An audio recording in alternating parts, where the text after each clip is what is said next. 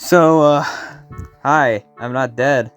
Not that I'm implying that I was dead in the first place, but I just haven't put effort into any of my uploads because I'm lazy. Pretty big factor. But recently I've been playing every Zelda game because I'm marathoning them, and wow, Zelda 1 and 2 are really weird, so I'm gonna just talk about them. And I'm just gonna say what I think about these games, and if I care enough, I will continue with Link to the Past and Link's Awakening. So, Zelda 1. First game. It's honestly just a good game. I like the exploration in the game, despite the fact that a lot of secrets are just, bomb the wall over there, there's a wall over there you can bomb. For most of the secrets, it's great, but how is anyone supposed to find it without a guide? Okay, so exploration's fun. Doesn't mean the dungeons are fun? I guess. So, the first 5 were pretty good.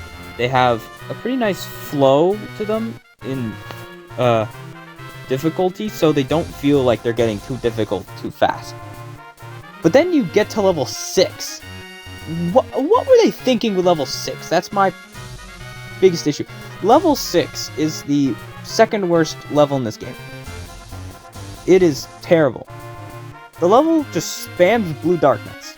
Blue dark nuts are very strong, by the way. They're pretty much the strongest enemy in the game. And dark nuts were never spammed up to this point. It's like the amount of dark nuts in this level compared to others is just crazy. So it has a drastic increase in difficulty because of the fact that there's so many dark nuts. And it's just terrible. And the fact that they probably just like swapped level 6 and level 7 because of how easy level 7 is and how hard level 6 is. I just hate level 6, man. I hate it. Oh my god. Well, the rest of the levels are fine. This other one, I guess, you have the magic sword for the last few, so it's not a problem. Except for Death Mountain. Death Mountain is pretty bad. So, what's so bad about Death Mountain? You like mazes? It's basically that, but if you don't find the silver arrows, you're just fucked. Why? You need the silver arrows to kill Ganon. That's the only way to kill him. And speaking of Ganon, the guy's an absolute joke in this game. I mean, you just slash him a few times, then one silver arrow, and he's dead. I should also mention that the story is pretty basic. It's okay. It's nothing special though. Link has to fix the Triforce of Wisdom to save Zelda from Ganon. It's not exactly a very good plot, but it's not terrible. I guess it's just okay. I wouldn't say it's exactly the best one out there, obviously, but yeah, So, Zelda 1, I like it. What about its sequel, The Adventure of Link?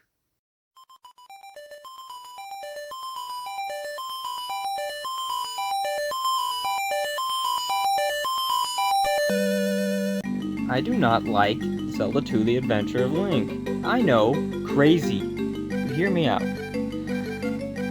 So Zelda 2 is the sequel to Zelda 1, if you can tell. The problem is that it changes pretty much all the gameplay from top-down to a 2D side-scroller. While in concept it isn't a bad idea, Link's Awakening did some 2D sections and they were pretty good. The problem is that Zelda 2 is a completely unique gameplay style for the Zelda franchise. It's not just a gimmick used in one-off sections, it is the entire game. There are no items that you use in levels. The items only serve as a progression. In the 2D levels, you can only attack with your sword or use magic. Now I gotta give Zelda 2 credit where credit is due. The magic system in this game is leagues better than it was handled in most other titles. The magic spells are a lot more unique and interesting than it is in other titles. Most of them are required to beat the game, but I don't really care considering I really want to get all the magic since they're all pretty good. I really think that the magic system was very good in this game. But now this is when I stop liking Zelda 2. Because now we go into my hate speech about Zelda 2. I hate Zelda 2. So first off, enemies get extremely annoying. And they're not varied. In the palaces specifically, but mostly the annoying part. In the palaces, you're either fighting an Iron Knuckle or Stalfos. No variation or anything.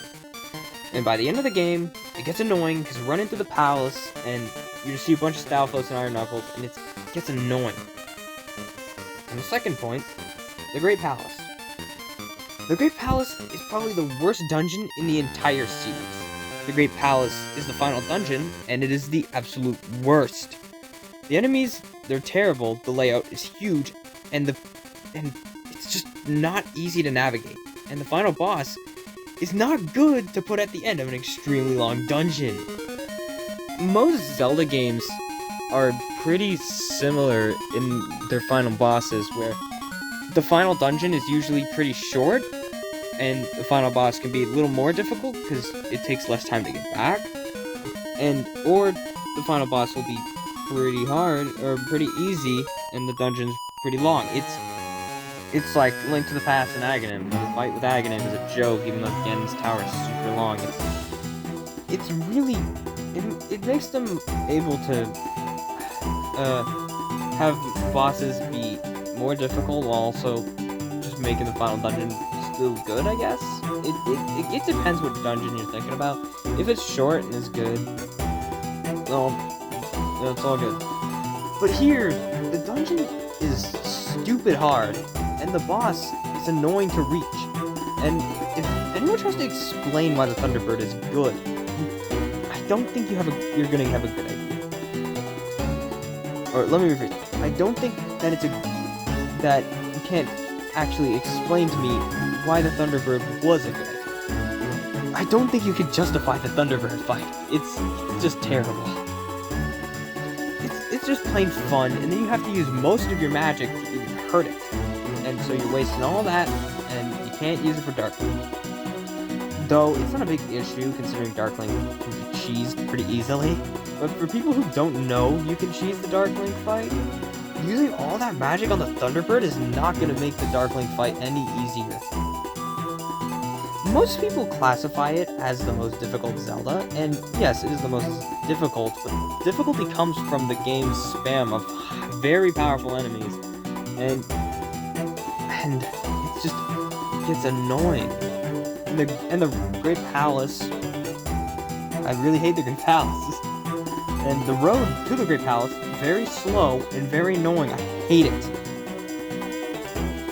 And I forgot to mention the story almost. I barely remember that when I'm writing the script. So the story isn't a big aspect of Zelda 2, much like Zelda 1.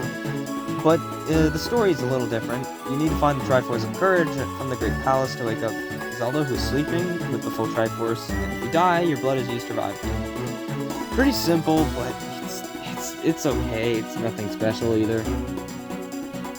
Let's say, to finish off the video, I throw these games on a tier list, because why not? And I'll do this for every entry in the series, so it's all fair. So, while Zelda 1 has a very stupid difficulty spike, and very cryptic locations for heart containers and stuff, I still think it's a fun game you can casually run through, and I think at most it's a B tier, but it could be argued down to a C tier, but I would think it's still B tier. Zelda 2, on the other hand, no higher than D. In my other tier list that I made, as I played through the games, I put Zelda 2 in its own tier because of how frustrated I was with it when I finished.